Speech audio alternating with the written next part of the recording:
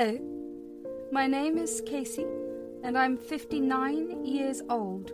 I want to share a part of my life story with you. I was lucky to be married to the love of my life, Milo, for 17 wonderful years. We were blessed with a son named Cody, who brought so much light and joy into our lives. Raising him was an absolute pleasure. But when Cody turned 17, our world was shattered. Milo was diagnosed with cancer, and within a year he was gone. It was devastating for both Cody and me. We spent years grieving, and even now the pain still lingers. Losing Milo was like losing a part of myself. He was my soulmate, and we had always promised each other that we would be together until the end. The fact that he left this world before me was heart-wrenching. We had dreams of growing old together, but life had other plans. Amidst my grief, I realized that I still had a piece of Milo in my life. Our son, Cody. He became my reason to keep going. Instead of dwelling in sorrow, I focused on taking care of Cody. I worked hard to provide him with the life he deserved. Every day I made sure he knew how much I loved him. I celebrated his achievements, reminding him that his father would have been proud too. Cody's presence was a comfort, a reminder of the love Milo and I shared. Even though my heart ached for Milo, I poured my love into Cody just as we had always promised each other we would. As Cody grew up, he chose to stay close to me and attend a college nearby. He continued living with me during his college years. It was during that time that he met Lacey, who would later become his wife. They crossed paths when they were sophomores, and soon enough they began dating. I was pleased to see Cody finding love, and I welcomed Lacey into our lives when Cody introduced us after 6 months of dating. At first I thought Lacey was a nice girl, and I was genuinely happy that Cody had found someone to love and cherish. But as the years went on, I sensed a change in Lacey's behaviour towards me. She started being rude, making hurtful comments about my appearance or clothes, especially when Cody wasn't around. I tried talking to Cody about it, hoping he would understand, but he couldn't believe that Lacey would act that way. Reluctantly, I decided to minimize my interactions with her, hoping that things would get better over time. As time passed, Cody proposed to Lacey and they got married. I was overjoyed to witness my son's happiness, and I wholeheartedly congratulated the newlyweds. For a while, there were no major issues between Lacey and me. I hoped that maybe the rough patches we had experienced earlier were just bumps in the road, and we could all move forward as a family. However, the peaceful period didn't last forever. Sometimes things aren't what they seem, and as life went on, a storm was brewing that would change everything. As the years passed, Cody was still living with me because he was working hard to start his own business. I wanted to support him in every way I could, so I let him and Lacey stay with me. Lacey's job didn't bring in enough money for them to manage on their own, so I gladly helped them out. I covered their expenses and insisted they save wherever they could, assuring them that I would take care of things. During the first year of their marriage, things seemed all right. Cody's business was slowly picking up, but he wasn't earning enough to fully support himself and Lacey yet. Lacey treated me decently, at least on the surface. There were still moments when she would be a bit unkind, making snide remarks, but I tried my best to handle it. I believed that over time our relationship might improve and that things would work out for all of us. One day, Cody had gone to visit a distant friend, leaving me and Lacey at home together. I thought it would be a great bonding moment to share with Lacey, so I approached Lacey and asked her if she would want to spend the day with me. Hey Lacey, I was thinking, since Cody's out visiting a friend, maybe we could spend some time together, watch movies, maybe do some nail painting, just have a nice girls' day. Are you serious? You think I'd want to spend the day with you? Well, yeah, I thought it might be fun for us to hang out. You must be crazy if you think I'd waste my time with that. Why on earth would I want to do anything with you? I just thought it could be a nice way for us to connect and spend some quality time together. Oh, please, don't act like you're all innocent and caring. I've seen how close you are to Cody. It's honestly creepy. Creepy? He's my son. We've been through a lot together, especially after his father passed away. Of course we're close. That's exactly my point. No man should be that attached to his mother. He should only have one woman he values, and that's his partner. Cody and I have a strong bond, and I'm not going to apologize for that. We've been each other's support for years. Well, I don't care about your history. Just so you know, the only reason I haven't kicked you out of here is because you're the one providing for us. You don't mean that. I've been helping you both because I care about Cody, and I thought we could be a family. Family? You and I will never be family, so do whatever you want. Just remember, I'm only tolerating you for now. I didn't know what to say. I just watched Lacey as she smirked and shut the door in my face. Oh, I couldn't help but feel heartbroken, realizing that my son had married someone who seemed to dislike his close bond with me.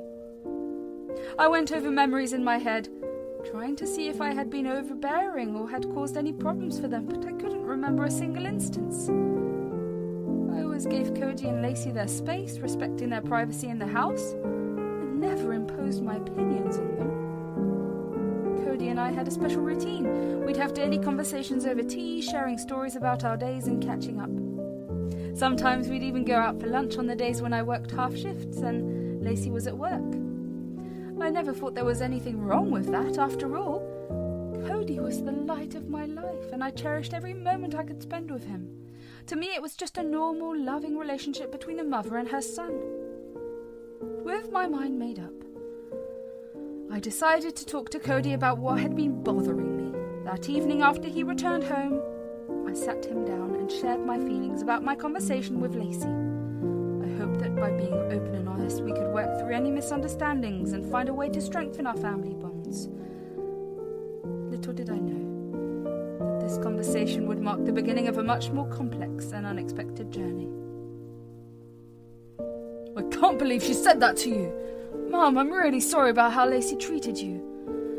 No, you don't need to apologize for her actions. I don't expect her to say sorry either. What I do hope is for a chance to help her understand healthy family relationships and maybe build a better connection. I'll talk to Lacey about all of this. Thank you. It means a lot to me. After that night, something changed between Lacey and Cody, and I didn't know what had happened. But what I did know was that Lacey's attitudes toward me turned even more hostile. She seemed to relish in saying mean things to me and finding ways to make my day harder. It was like she was deliberately trying to upset me. What hurt the most was that Cody started to distance himself from me. Our special tea time conversations where we used to share our thoughts and laughter suddenly stopped. It was devastating to see our bond weaken, and I felt a sense of confusion and sadness that I couldn't shake off.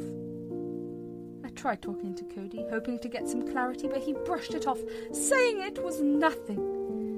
His vague responses left me feeling even more upset. One day, when I returned home, I found my bags packed and sitting outside the house. Confusion and alarm filled me as I stood there, wondering what was going on. I rang the doorbell repeatedly, hoping someone would answer. I could see Cody and Lacey's cars in the driveway, so I knew they were home. I tried calling both of them, but neither answered their phones. Desperate to understand, I kept ringing the doorbell and even banged on the door, hoping they would let me in. Finally, Lacey opened the door, looking annoyed by my persistence. It was hard to comprehend how things had escalated to this point, and the uncertainty of what was happening weighed heavily on my heart. Why are you disturbing us? Mom. Lacey, why is my stuff outside? What's happening? Seriously? Are you too dumb to get it? Your things are out because we found my gold bracelet, the one my dad gave me for our wedding, in your room. I swear, I didn't take any jewelry from you. Save the act. You always hated me, so of course you tried to do anything to get rid of me, even if that means stealing. What did you even plan to do with the bracelet? Taunt me to leave? No, I would never do anything like that. Cody, please, you have to believe me at least. I don't know, Mum. We don't want a liar and a thief around. You're not welcome in our home anymore. Feeling heartbroken and confused, I watched as Lacey closed the door in my face, and the weight of the situation made me feel crushed. What was even more painful was Cody's silence. He didn't say anything to defend me. It felt like the strong bond we had was slipping away, and that hurt so much. I never thought I'd have to go through the pain on my own, son not standing up for me. I didn't want to make a big scene outside the house, so I called an Uber and went to my sister Matilda's place. When I got there, tears were flowing down my face, and she quickly understood that something was wrong. She helped me inside and listened as I told her everything that had happened, every hurtful thing that had been said and done. Matilda was rightfully angry on my behalf, and I felt so grateful for her support. How did Cody manage to kick you out of your own house? When Milo was really sick, he changed his will to leave the house to Cody once he turned 18. I agreed to it. Our savings were gone due to Milo's treatments, and he felt guilty for not leaving anything for Cody. He thought Cody should have the house as an apology gift. How could you let him do that? It sounds like a reckless decision. I know.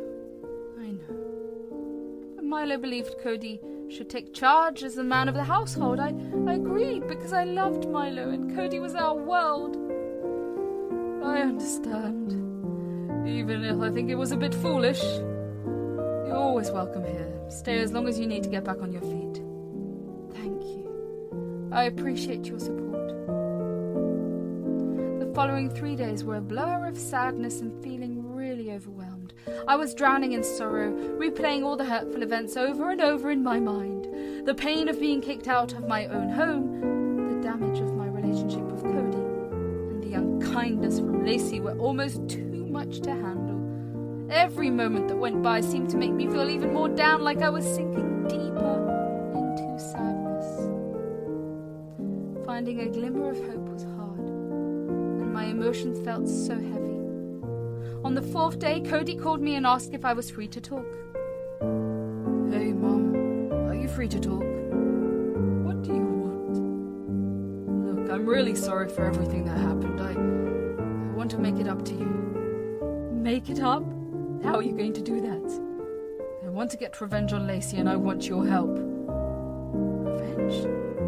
What are you talking about? Where are you now? I'm serious, Mum. I'm at a point where I can't take it anymore. Can we talk about this face to face? I'm not far from where you are. Fine. I'm at Matilda's place. You can come over, but you've got an hour to explain everything. And if I'm not satisfied, I won't be helping you. An hour is all I need. I'll be there soon. Cody showed up at my sister's place 15 minutes later. I took a good look at Cody and realized that my son looked like he hadn't slept in days. He had dark eyes, and his face looked pale and sunken. He hadn't shaved his beard, and a messy stubble sat in place of his usually clean-shaven face. Overall, he looked an absolute mess. All my anger towards him was replaced by concern. Cody, you look like you haven't slept. What's going on? Are you okay? A lot has happened since you left, Mum. Since I was kicked out by your wife while you watched. I know, and I'm sorry about that. Lacey made me choose between her and you, and when I didn't immediately take her side, she thought I was on her side. So, what made you change your mind about all this? That night after you left, I couldn't sleep. Lacey was sleeping like a baby, and it bothered me. Her phone was buzzing non-stop, so I got curious and checked it out. It was Reddit notifications. She had posted something there that was getting a lot of comments. What was the post about?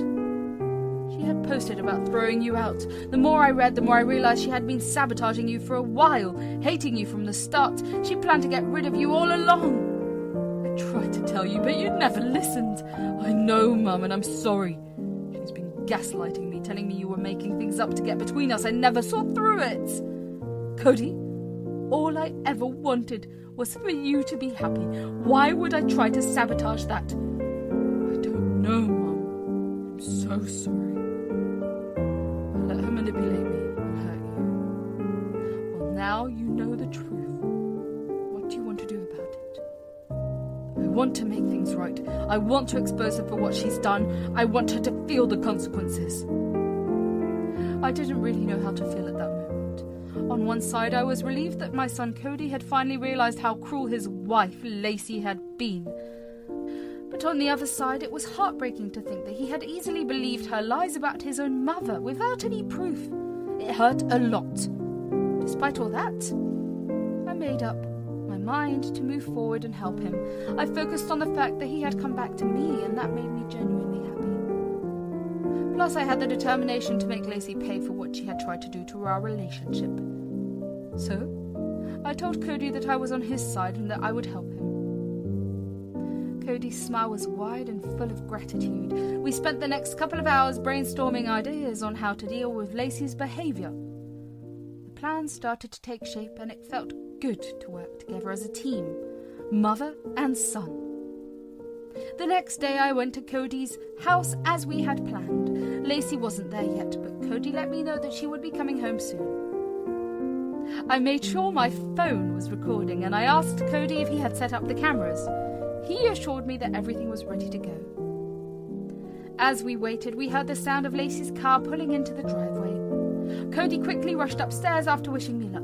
It seemed like Lacey had spotted my car because she stormed into the house with an angry expression on her face. She saw me sitting in the living room and angrily demanded to know what I was doing there. "What the hell are you doing here?" "I came to pick up some of my things that you forgot to pack." "Where's Cody?" "Cody offered to pack my things, since I was thrown out for stealing." "Stop lying, Well, damn, you didn't steal that bracelet." "What are you talking about, Lacey? Don't play dumb with me. I know you didn't take it." "There's no evidence of anything. I might have been tired from working to provide for everyone and accidentally taken your bracelet instead of mine. I'm sorry for any misunderstanding." "Oh, spare me the act. You just want to come back and win Cody over again." "No, that's not my intention. I planted that bracelet in your room. I've had enough of you and Cody being so close. I got you out of our lives, and I won't let you ruin that." "Wait, are you saying that you deliberately set me up?" "Of course I did." Just then, Cody entered the room. I began crying, and Cody looked alarmed. He asked me what was wrong and why I was crying. Lacey rolled her eyes and told Cody that I was trying to make a scene. Cody raised a brow in question, and she said that I had come back to lie to him so I could live with them again. Cody looked at me in shock and asked her if what Lacey was saying was true. I shook my head, and instead of saying anything, I played the recording of the entire conversation I had just had with Lacey back to Cody. Lacey's face paled. Cody looked angry. He turned to look at Lacey and demanded an explanation. "Explain yourself, Lacey." Casey, she edited a pre-recorded audio to manipulate you, Cody." "If you truly believe that, then you shouldn't have any issue with us checking the living room cameras to see the real conversation." When did you set up cameras?" "Since the day my mother was accused of taking your jewelry. I wanted to ensure our safety. I was planning to tell you when you got back." "Fine! The recording is true. Pack your things and get out of our house and our lives." "Babe, please, I was only looking out for you." "If you were looking out for me, you would have understood why my mum was so important to me. Don't even try to act innocent. Get out." "I won't let you ruin my life like this. I'll fight for the house in the divorce proceedings." "The house has been mine long before our marriage. You won't get it. Good luck." Lacey looked like her entire life had turned upside down. In the next few days, Lacey peacefully signed the divorce papers without asking for a court trial because she knew she couldn't afford to pay for a lawyer. I knew that she had no family in our state, and all her friends lived in different states too. I also knew that her pay wouldn't allow her to purchase a plane ticket anywhere, so she would be stuck living in a motel. In case she managed to secure funds to go anywhere, Cody decided to release the recordings to her friends and family. They had all been disgusted by her behavior and had cut her off. Lacey tried to confront us, but Cody told her that she messed with his family, so he was only getting back at her. The last time I heard, Lacey was still living in a motel and was working 2 jobs just to make ends meet. I felt a little bad for Lacey, and if Lacey had shown even an ounce of remorse, I would have been more than willing to help her. But Lacey was still very hostile towards me, and was evident in her texts to me that she sent nearly every day. With time, Cody's business started doing really well. He worked hard and earned more than enough money for both of us.